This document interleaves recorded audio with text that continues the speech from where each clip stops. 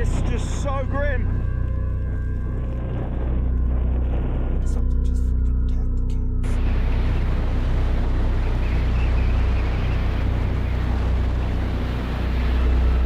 We're starting off today on what I thought was going to be a 3-day camping trip up in the Alaskan mountains where I had rented a dry camping yurt.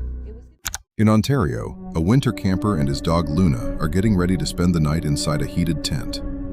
What began as a peaceful hike turns tense when Luna suddenly breaks through a patch of hidden ice. By the time they reach the campsite in complete darkness, he manages to finish setting up a large, hot tent where the two of them can shelter for the night. Well, that was some kind of something. I love sitting up in the dark, but we got home sweet home all set up. And as you can see, Luna's bed here in orange, my bed in blue. We got a table and a chair. And as you can see, we guy lined the chimney down, which if you look at my Camp Chef Alpine review video, I show you actually how to build a guy line kit for it, because it does not come with one, which is ridiculous. But look at this giant stove. So we're gonna be living large tonight, probably too hot. Here's all our wood. We got a bunch of South American hardwood as well as some regular park wood, which is often dubious and questionable. And as we come around, I have all the doors open right now, just for setup. We'll get those closed, obviously. But the bed setups, the table and the chair, I quite like it.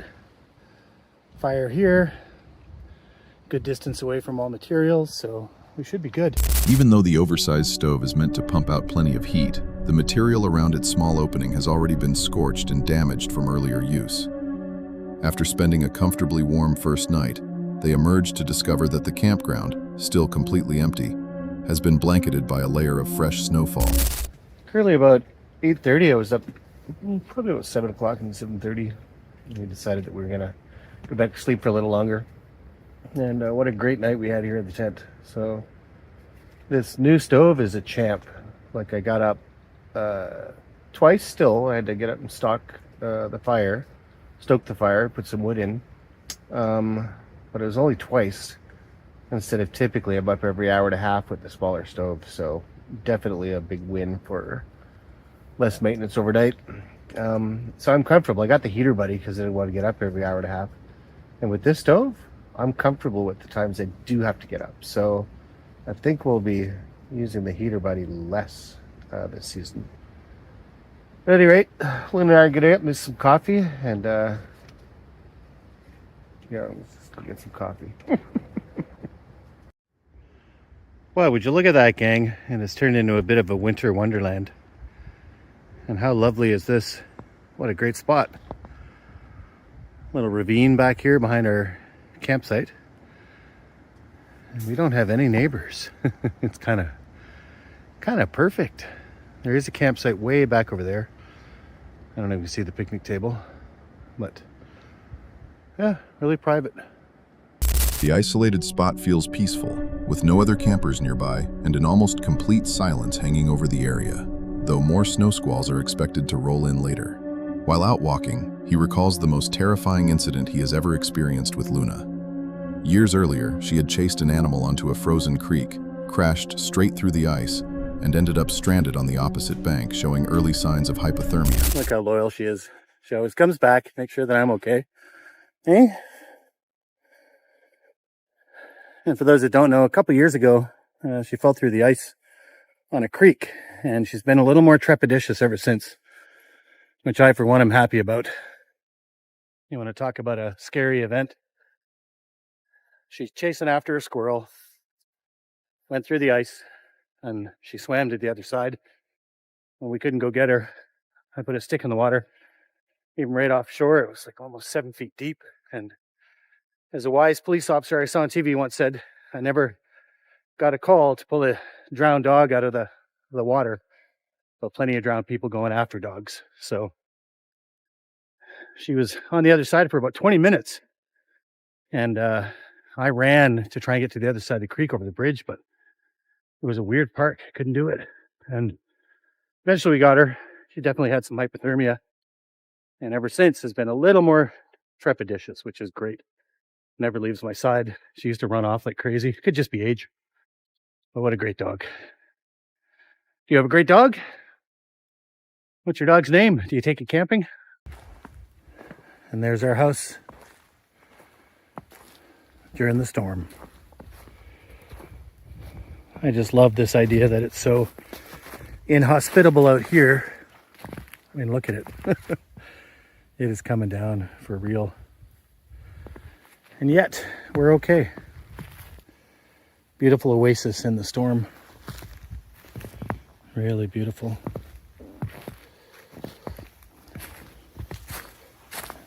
And that will be it. I know we said we were going to bed earlier, but I had to go put some stuff back in the vehicle. There's Miss Looney Tunes all settled in.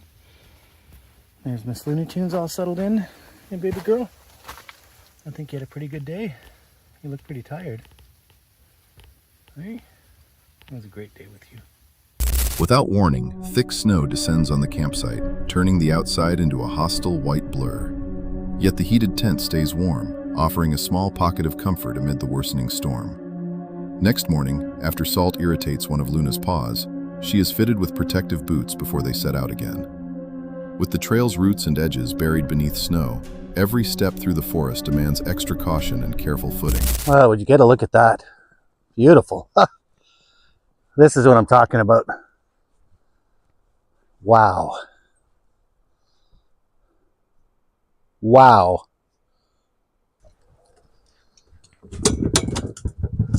Well, tell me this isn't one of the most beautiful things you've ever seen. Incredible. So, welcome to Silent Lake. I know we haven't shown this part yet, but we did get down here for a little walk this morning. Hey, Luna? We did, and it's beautiful. And truly, this is one of the quietest lakes of any provincial park. It's quite extensive, beautiful. And look at it here in the winter. We're just starting to get some freeze on, you know, a bit of the edge of the lake now, but still pretty wide open. Just beautiful. So if you want to avoid the crowds, I'm telling you, you cannot beat winter. It's just beautiful here. Wow.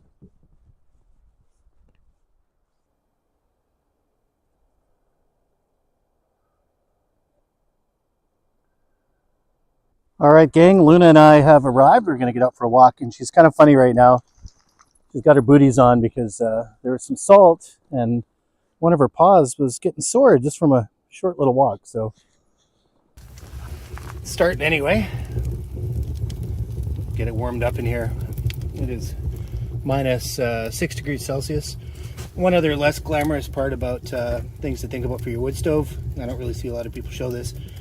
If you're out for multi-day stays, you're going to have to empty out ash. So you're going to need a small shovel and a bucket to be able to deal with that. And because there is a campfire ring out here, I just put the ashes in there. Otherwise, you're going to choke out your fire. Can't wait for this thing to heat up. One other thing I'll say about a nice wood stove is that when you have damp things like a towel or your coat or your boots, it completely takes all the moisture out of the tent and everything in it. So make sure that if you do have some damp things, just hang them up somewhere, drape them over something, and it will take care of it so fast. So fast. We're gonna put the heater buddy in here tonight anyway, because it is gonna get cold, and we have enough firewood. I don't think we need it, but nonetheless, why not be comfortable, eh? Especially for this one. Miss Luna has quite a chill from our adventures out there today. I got her wrapped up pretty good, and once this fire gets going, she'll be a lot better. While walking beside a frozen stretch of water, Luna unexpectedly crashes through the surface, soaking her back legs and instantly bringing back memories of her earlier near disaster.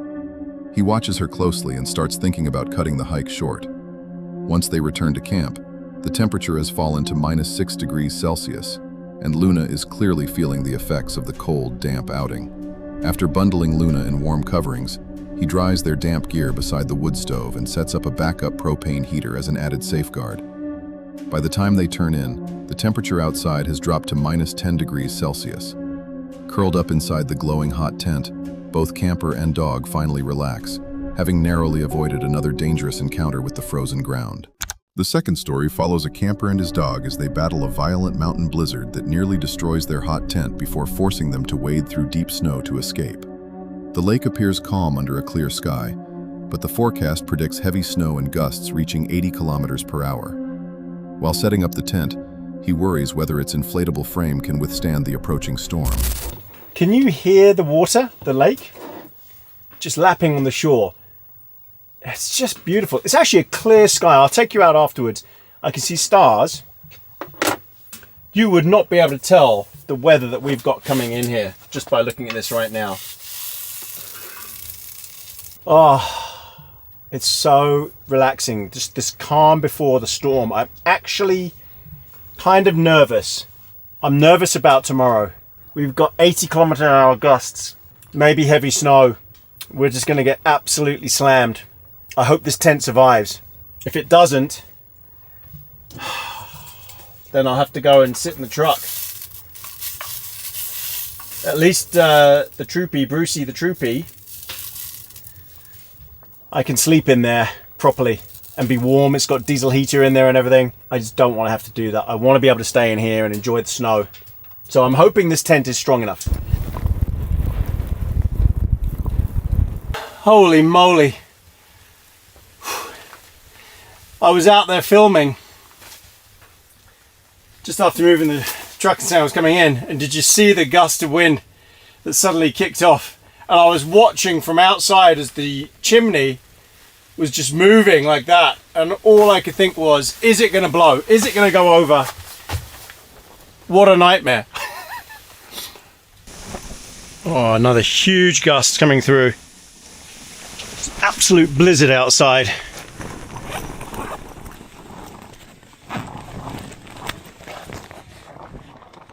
Oh, it's raging.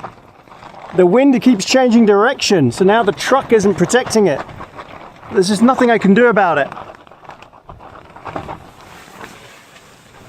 Really bending in here. Oh.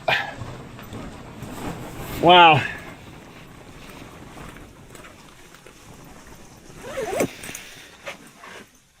That was really intense.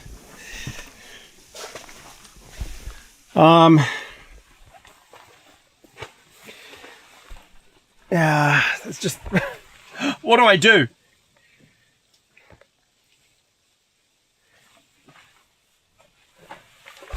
I've really got nothing left in here. It's pretty much empty. Okay.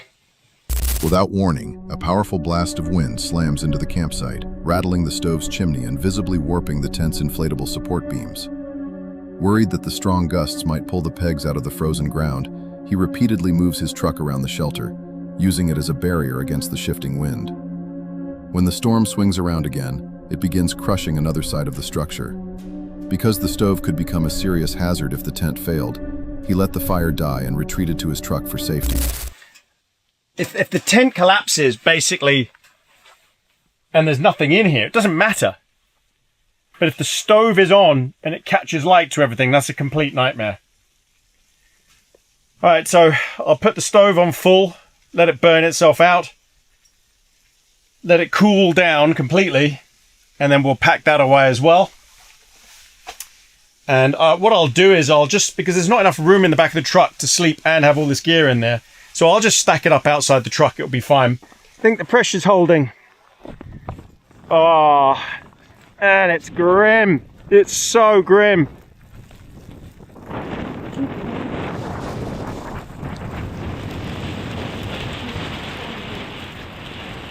Holy moly.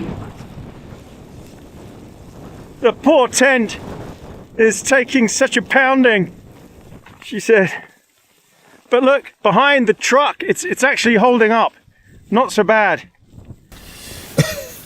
Right, let me see if the tent's still there. Oh. Well, first of all, let's turn the seating up. I can't see out the window properly. Let me move you. Right. Oh, I still see it. Hang on, let's have a look. Oh, I see window.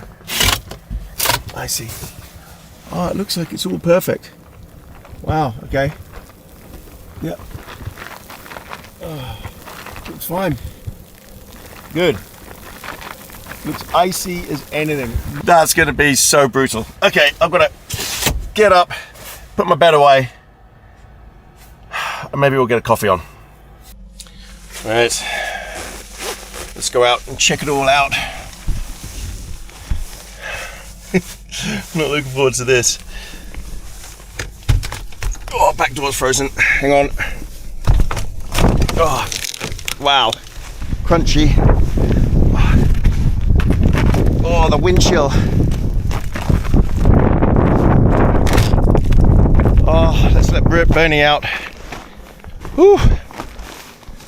When daylight finally arrived, the tent was miraculously still upright, though the truck sat completely encased in a thick layer of ice. When he tries to leave the next morning, neither front door will budge. Both are sealed solid by ice, and one of the tent's support pegs has been ripped clean out of the frozen ground during the night. Shifting into low range and locking both differentials, he finally manages to power the truck free from the campsite. Great success! Wow, that took everything. So at first I tried it 4-wheel drive, got stuck. Tried with rear diff, stuck. Both diffs stuck. In the end I had to put it in low ratio, diffs locked, front and rear, then it got up there no problem. What a truck! What an absolute weapon! Okay, let's get out of here. I've got a feeling this is going to be really gnarly. Whew. Oh. Oh. Oh boy, this bit here was deep. Look at this. That's what I was in. That's so deep. Oh. But we got there. Oh. All right, first climb with a drop off. These are the things I'm worried about. Losing traction and then sliding. And I can't see if there's a drift here or not. Oh, there is. Ah, come on. Come on. Oh man, that drop is ridiculous. Uh-oh. Oh no. Oh.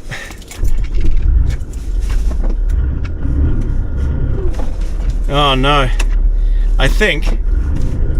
Oh, I got out of it. Okay, I'm gonna have to do low range to get up here, and I mustn't go off this side here. And I can't see out of my mirrors. This is what I was worried about. It's climbing up these things. Okay. Oh, I need my gloves on, and I'll bring you back when I've done it. It's going to take me ages. Okay. I've dug out a channel. I need to stay on the left side. Let's see if I can get out of here. This is going to be close.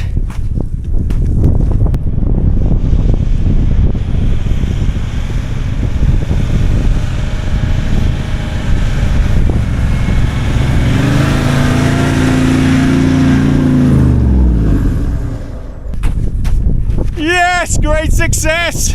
Oh man, I can smell my clutch. It's a good job I've got a heavy duty clutch. That just had to cut some holes, but that was gnarly. Oh, it's so gross out here. I don't know what we're gonna do. One after another, towering drifts swallowed the road, forcing the truck to a stop again and again while he clawed through them by hand.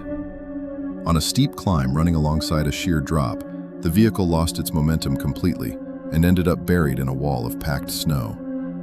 Faced with no chains and no safe route around the drift, he grabs a shovel and begins slowly digging a path through the deep snow.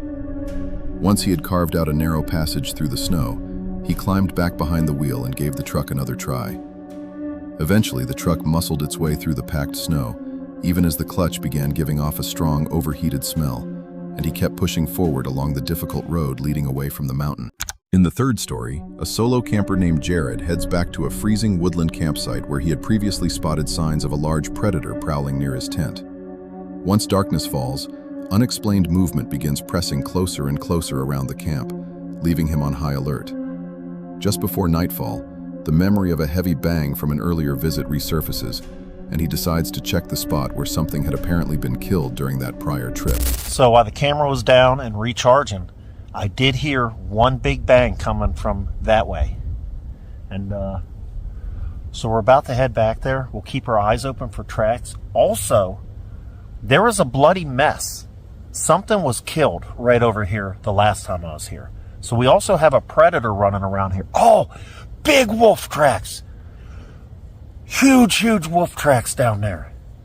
I don't know, Dogman, wolf, I just remembered those. Oh yeah. So, we'll keep our eyes open for some wolf tracks. Anything dead and mangled, because that was already back here last time.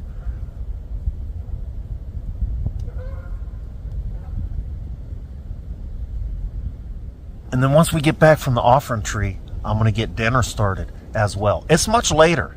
I can't believe how much later it is now. It's so cold, it's just draining batteries. It's going to be so cold tonight.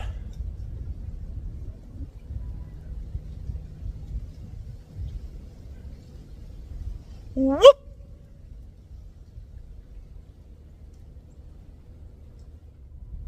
Hopefully, he likes the apple.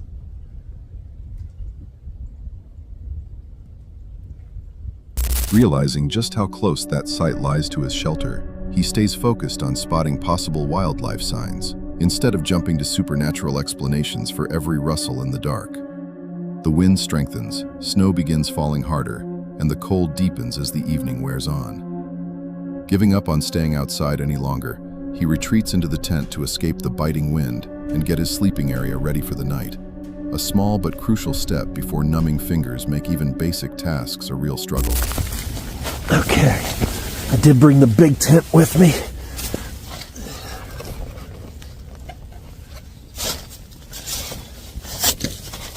There's snow in here.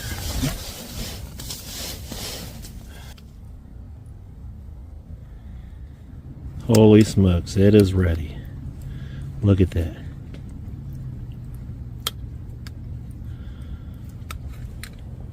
As you can see, it is getting darker.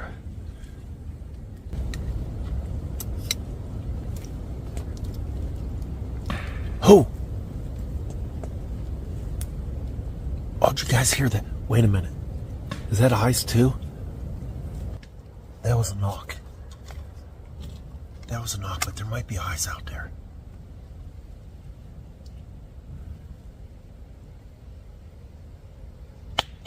Whew, that scared me.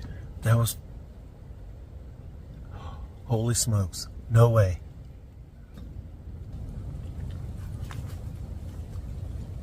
I got you on the Wait a minute. I just seen eyes.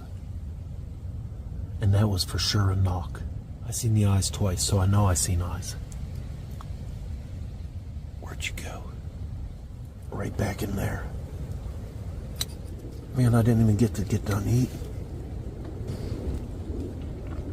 Those eyes, I could see them and there was no light hitting them. So that's strange.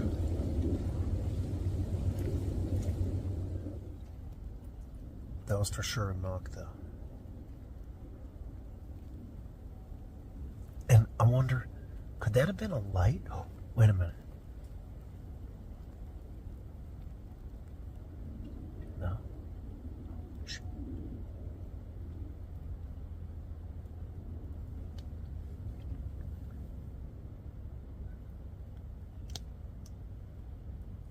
Am I seeing lights? What am I seeing out there?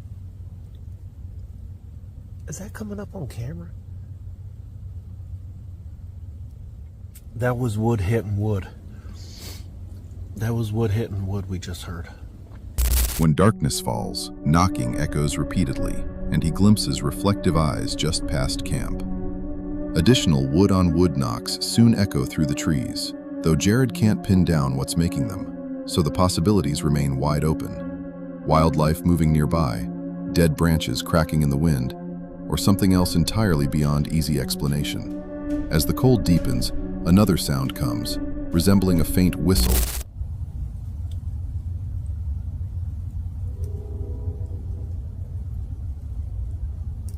Was that a growl? What did I just hear? I can't tell you, man. The temperature is dropping. Can't see. I see my breath. Why? There it is.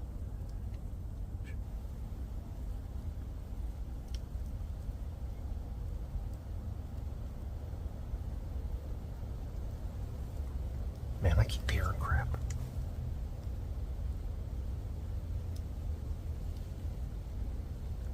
Listen.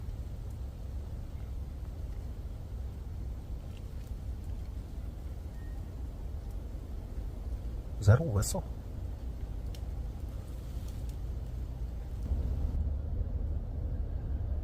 Wait a minute.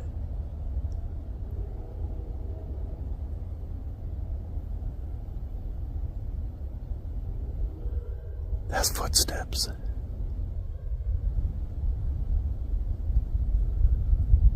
That was footsteps.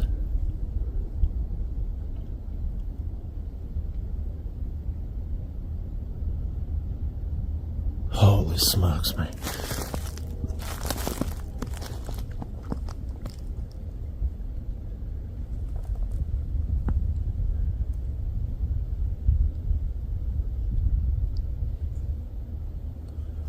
Ooh.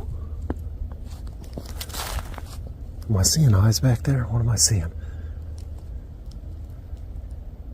Because predators may still be nearby, he decides against leaving the strong-smelling roast inside the tent and prepares to lock the food in his truck instead. Once outside, he hears another sound that strikes him instantly as distinct footsteps. His fingers are now aching from the bitter cold, so he quickly retreats inside to seek warmth and improve his sleeping setup. The footsteps then appear to circle the tent, and without warning, something crashes down just beyond the shelter.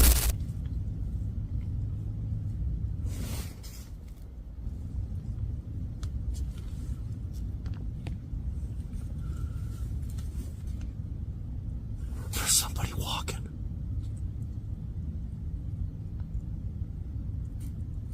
Do you hear that?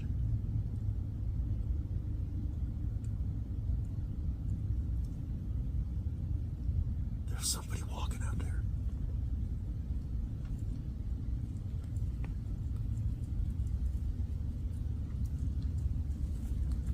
That's somebody walking. Hello? Oh! Yes. Oh! Oh! Dang it! Hold on. Hold on. Something just got thrown right outside the tent. I don't know what to do. I don't know what to do. Oh!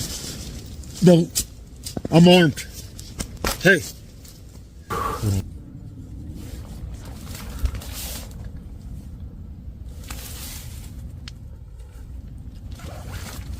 Holy smokes, there's a tree there. There's a tree. There's just a tree thrown there. Okay, we're going to the truck. Man. Hold on. Damn it, how am I going to carry all this at once? And move fast. Okay. What was that? How can I hold this in that? What was that? Man, we just gotta go.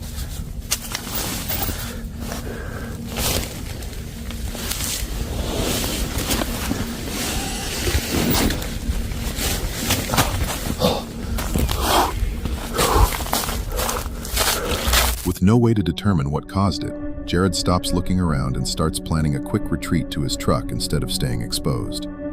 He then finds what seems to be a fallen or thrown tree lying just at the edge of his campsite. The campsite is abandoned on the spot. Grabbing only his bag, he makes it to the truck and drives far down the road, leaving the rest of his gear behind rather than risk another encounter. The fourth story follows a traveler trekking through the Alaskan wilderness to reach a remote yurt for the night. Though wet firewood and failing gear soon push her into a terrifying escape after dark.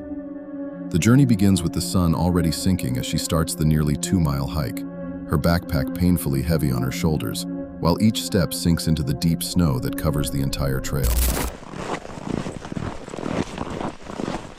We're 15 minutes into our walk. My back is already killing me, so gotta love scoliosis.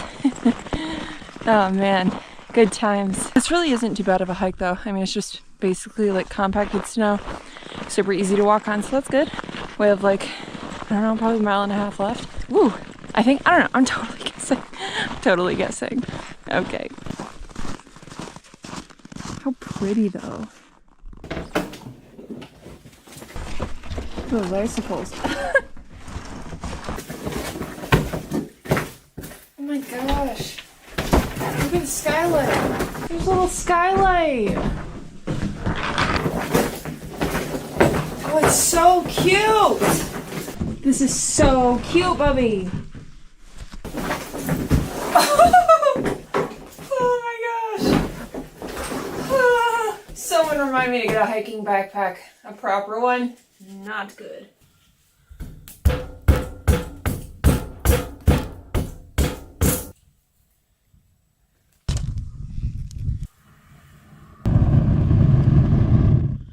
Now we're cooking.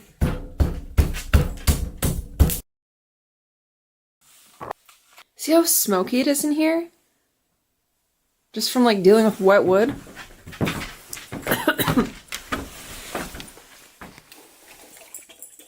Good boy. The very second full night closes in, she and her dog finally arrive at the remote mountain shelter. For almost 2 hours inside the yurt, she struggles to get the wood stove going, only to discover that the entire stack of firewood is wet. Each attempt at a fire dies out quickly. Thick smoke fills the interior, and the cold outside keeps deepening as night wears on. Unwilling to gamble with her dog's safety overnight, she abandons most of her gear and sets out on the long hike back through the pitch-black Alaskan forest, heading for safety.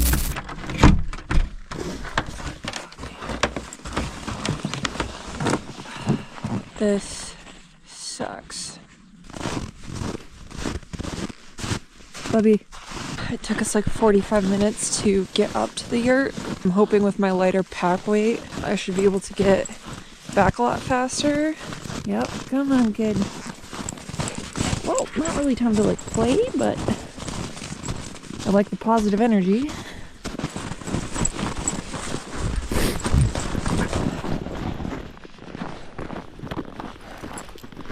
Hallelujah, Poe. Oh, I've never been so happy to see this truck in my life. After the exhausting trek back through the dark, she finally reaches her vehicle, physically drained but deeply relieved to be out of the freezing wilderness. That relief vanishes almost immediately, however, when the vehicle's diesel heater starts blowing ice-cold air and flashes a fuel system error on the display. With the primary heating system completely dead, her survival through the night now depends entirely on a small, portable backup heater she has to trust without any other option. That's great.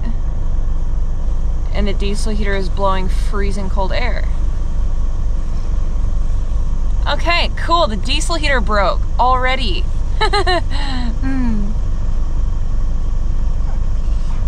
Yeah, I feel you, bub. That's what you call Murphy's Law. All right. I'll go ahead and turn that sucker off.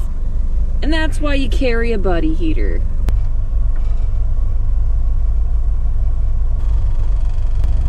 So it just died by hitting this? Mm-hmm. It was at 41%, and I pushed the power button to reset it, to turn it off, and then turn it back on, and it won't turn back on. Cool.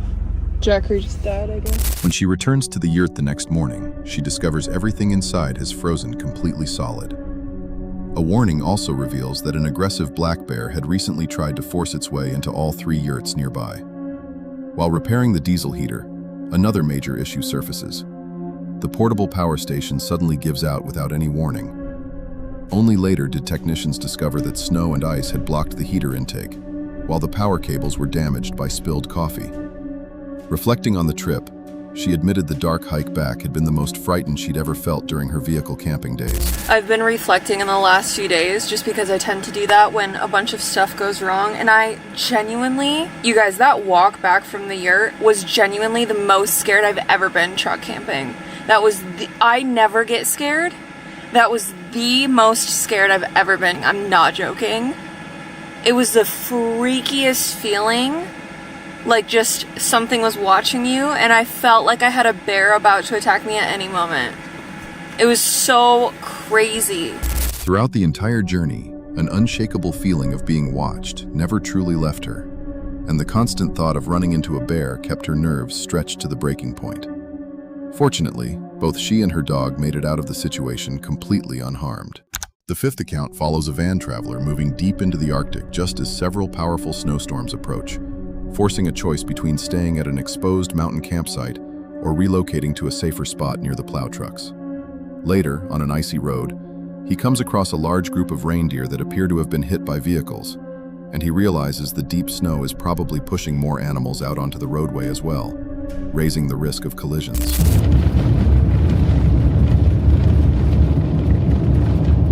Oh, wow. Did you see that? These are all dead reindeer. Huh. I saw some of those earlier. I don't know if they get run over by trucks. Wow.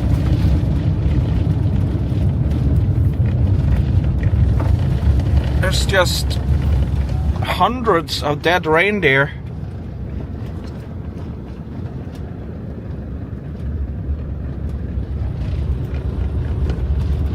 I'm pretty much now at the Polar Circle Center. I'm in the Arctic officially, and I think I'm gonna stay here. Gonna check the forecast now. There's enough space for people to not park on top of me if anyone else shows up. We'll just have to see what happens there.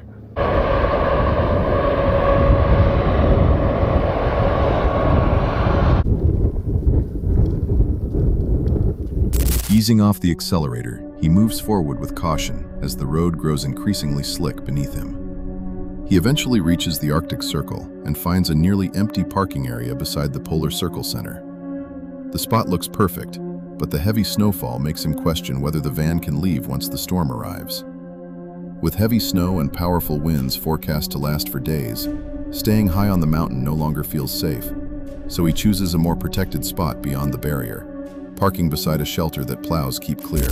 So I wasn't 100% sure on that parking spot there, so I'm gonna look at a few others just to be certain. I might come back to that, but it's snowing a lot now. It's gonna slow a ton, so I need to find a place where I'm sure I can get out. Coffee. Cheers, my friends. And today I'm gonna stay up here and work on the next video before that next snowstorm, or blizzard rather. Tonight is gonna be a big one. It's gonna be a ton of snow and storm force winds. So we're only in late November and it's storming everywhere now in Norway. But here it's blizzard, which is to be expected. Oh.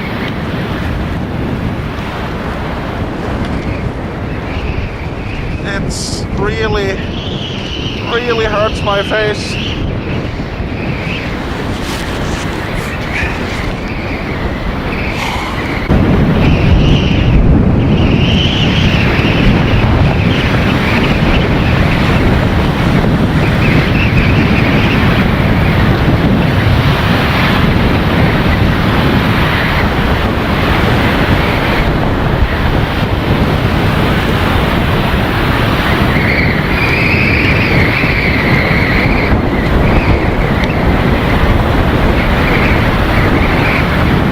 The storm rolls in during the darkness, and by 5 in the morning the wind is hurling snow across the campsite with such force that it stings his exposed face and rapidly buries the van in a thick layer of white.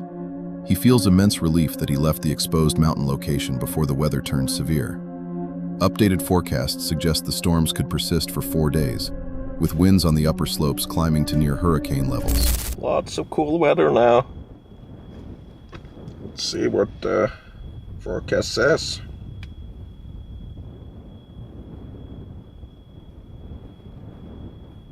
yeah, it's gonna be snowing and storming through the day with a peak around 5 p.m.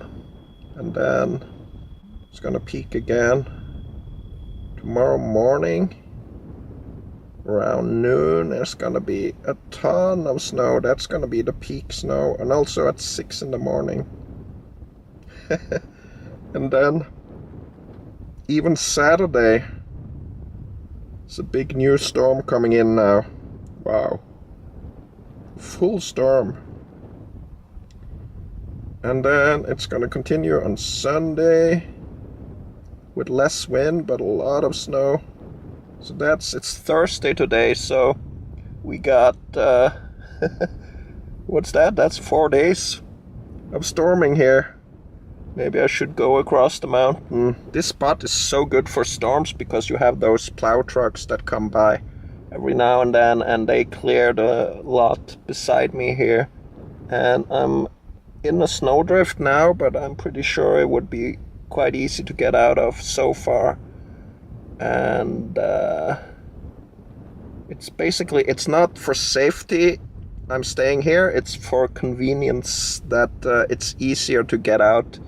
Don't have to dig myself out of a big pile of snow.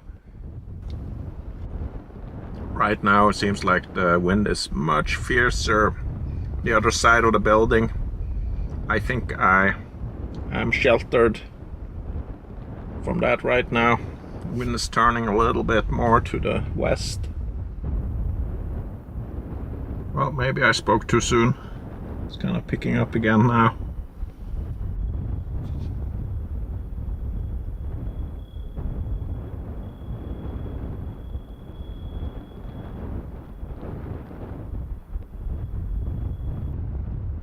This is the good thing about being parked here.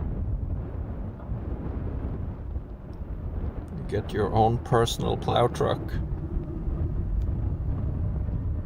The relocation brings a major advantage. Plow trucks repeatedly clear the area, greatly lowering the risk of the van being snowed in. Just as the gale shifts direction and the blizzard regains its strength, a group of plow trucks rolls into the area all at once. Seeing the plows clear away the steadily building snow reassures him that choosing the spot near the maintained road probably saved him from becoming dangerously trapped far out in the Arctic. The sixth story follows a camper who spends the night on an exposed mountain where freezing rain slowly encases his entire vehicle in solid ice. At 1,600 meters, the road is completely frozen and there are no fresh tire tracks visible ahead. His old four-wheel drive camper keeps grinding upward through the deep snow until it finally reaches the isolated summit, where the frozen silence settles in around him. Wow! Holy moly! Look at this! Look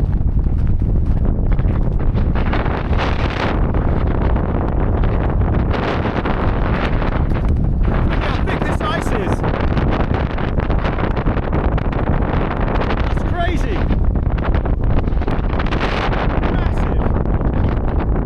Massive ice. This is the microwave dish. Frozen.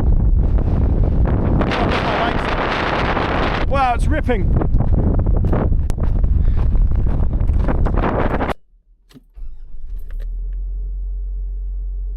Okay, so we need to face into the wind, which means we're going to get a big ice layer built up on the front of the truck, like huge ice layer tomorrow. But I'll just be able to crawl over and start the engine up. The engine is inside, under the passenger seat, so that's not exposed, so that'll be okay. All right, let's back up. And you know what? I might just park. I literally have camped here with my truck. So I'm going to do that again. Are we pretty level? I just want to get level.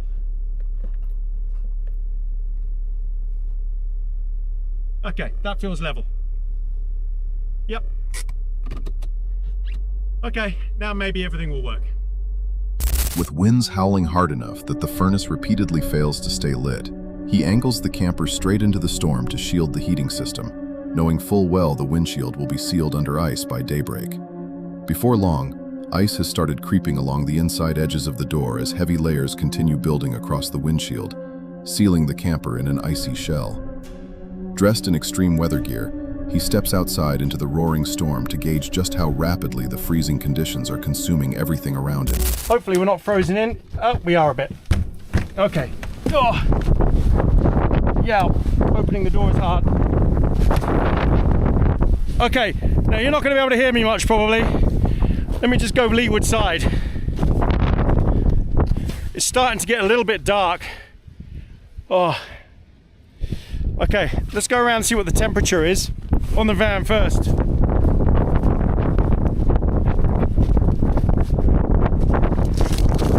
Big ice everywhere, building up. Oh man. Oh, I've got to go backwards. Oh, look at this. You won't believe this.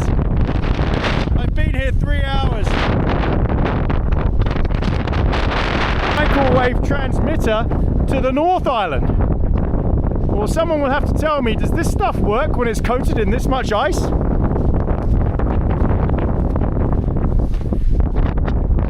don't know. Maybe it's not even running.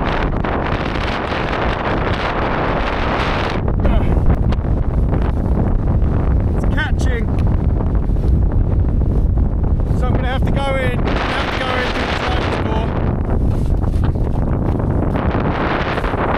You don't lock it. Oh. Oh man.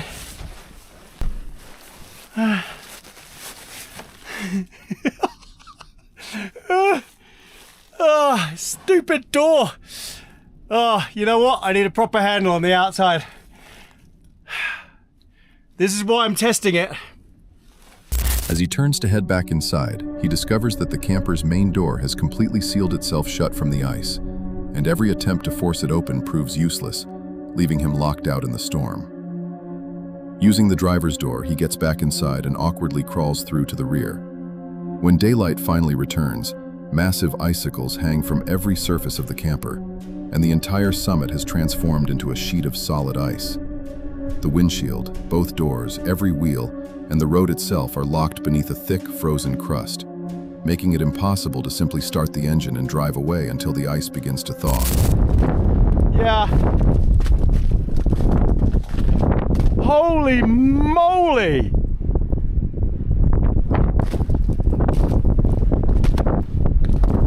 Whoa! Oh my God! How does this happen?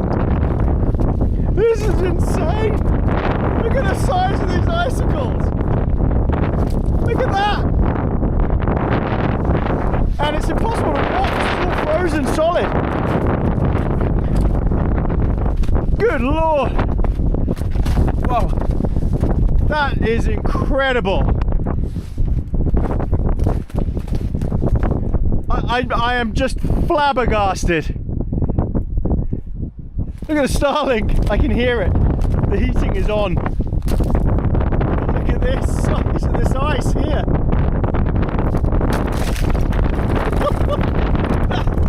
Oh, crazy. Letting the engine run for 20 minutes, he grabs a shovel and tries chipping away at the ice. But even with the heater blasting at full power, the thick layer remains stuck to the windshield and one door stays completely sealed shut. Only after several more hours does the frozen surface finally begin to crack apart.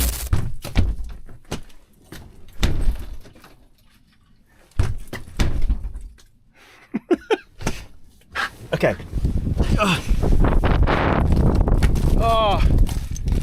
Oh man. Still grim. None of this has shifted. If anything, it is dripping. Look, it is melting. You can see it dripping. And I think all this is going to pop off the windscreen. Oh. Let's start her up.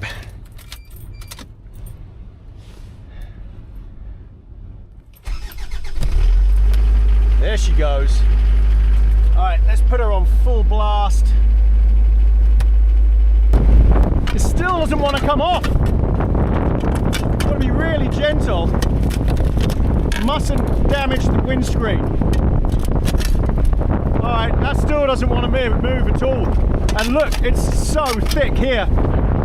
It's just not going to come off yet.